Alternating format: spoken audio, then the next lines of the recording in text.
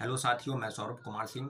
और आज जिस विषय की चर्चा हम करेंगे, जो काफ़ी जो जजमेंट आया है वो पटना उच्च न्यायालय के फैसले के आलोक में हम आपको एक जानकारी देना चाहते हैं कि पटना उच्च न्यायालय ने एक फैसला को रिजर्व रखा था और उस फैसले की जो पूरी अपडेट है, यानी फैसला क्या हुआ, किसके पक्ष में गया, परंतु इतना जरूर है कि बिहार में कार्यरत जो 22,000 से ज़्यादा शिक्षक हैं, उनके ऊपर तलवार लटक गया है। उनकी नौकरी जो है बाहर निकालने की कवायद जो है माननीय उच्च न्यायालय के फैसले के बाद ये शुरू हो जाएगी।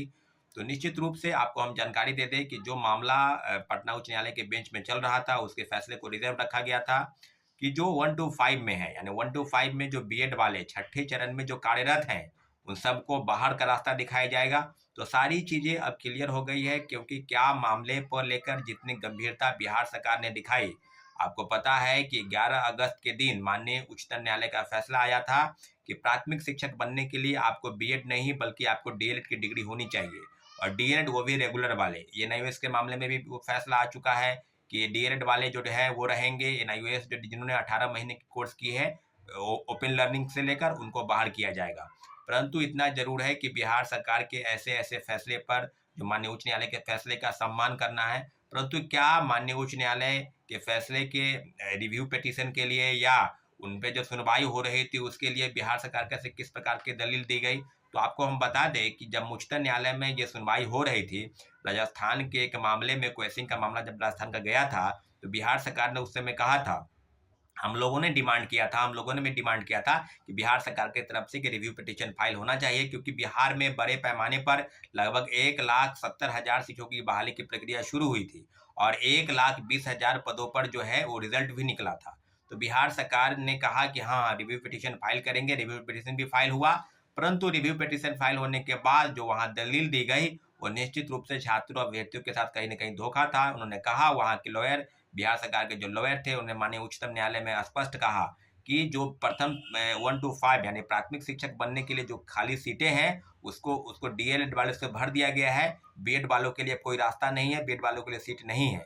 तो निश्चित रूप से ये दोहरी चाल बिहार सरकार ने चली। पहले बिहार के अभ्यर्थियों को खुश करने के लिए रिव्यू पिटीशन डाला गया, और दूसरी तरफ जब उच्चतम न्यायालय गए, माननीय सुप्रीम कोर्ट गए, तो वहाँ अपनी बातों को पलटा गया। वहाँ उन्होंने माननीय उच्च न्यायालय के फैसले में हामी भरते हुए उन्होंने कहा कि 1 to 5 में जो है वो बीएड वालों सीटें भर दी गई है, डीएलएड वालों सीटें भर दी गई है, बीएड वालों के लिए कोई सीट नहीं बची है। तो निश्चित रूप से आज जो बातें हैं, मात्र 22,000 लोगों की बात नहीं है। अगर कहा जाए तो एक एक परिवार में 8 लोग 10 लोग रहते हैं, और शिक्षक लगभग वर्षों से वो अध्यापन करा रहे हैं। तो सीधे सीधे कहा जाए तो लगभग 22,000 से ज़्यादा अभ्यर्थियों के साथ, शिक्षक अभ्यर्थियों के साथ माननीय उच्च न्यायालय के इस तरह के फैसले पर किस तरह का हम बात करेंगे, क्योंकि माननीय उच्च न्यायालय के फैसले का सम्मान सबको करना है। परंतु बिहार सरकार को निश्चित रूप से एक रिव्यू पिटीशन फाइल करना चाहिए, और जो चीज़ें हो रही है कि क्या होना आगे, परंतु इतना जरूर है कि निश्चित रूप से बिहार सरकार ने जो फैसला किया, माननीय उच्च न्यायालय के आलोक पे बाद वो फैसला करेगी, ये निश्चित रूप से आत्मघाती होगा। छात्रों अभ्यर्थियों को, शिक्षक अभ्यर्थियों को जो विभिन्न स्कूलों में कार्यरत है, उनके लिए बिल्कुल सही नहीं फैसला है।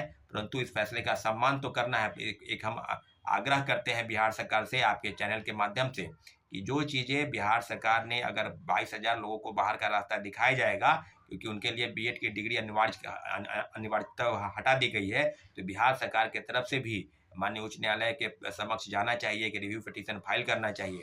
क्योंकि कई मामले हैं, क्योंकि पहले बीएड का मामला 1 to 5 से हट गया, फिर डीएलएड का मामला जो 18 महीने का डिग्री कोर्स था उससे हट गया। अब छठे चरण में जो कार्यरत शिक्षक है उनको हटाने की बात की जा रही है। तो पहले गेस्ट टीचर थे, उनको भी हटाने की बात की गई। तो लगातार जो फैसले हो रहे हैं, इस पर निश्चित रूप से शिक्षक अभ्यर्थियों के साथ बहुत बड़ा धोखा और षड्यंत्र चल रहा है। इसके खिलाफ में हम जल्द से जल्द बैठक बुलाएंगे, और निश्चित रूप से अभ्यर्थियों के साथ जो हो रहा है उसके लिए हम लोग को जो करना पड़े हम करेंगे साथियों। धन्यवाद। जय हिंद।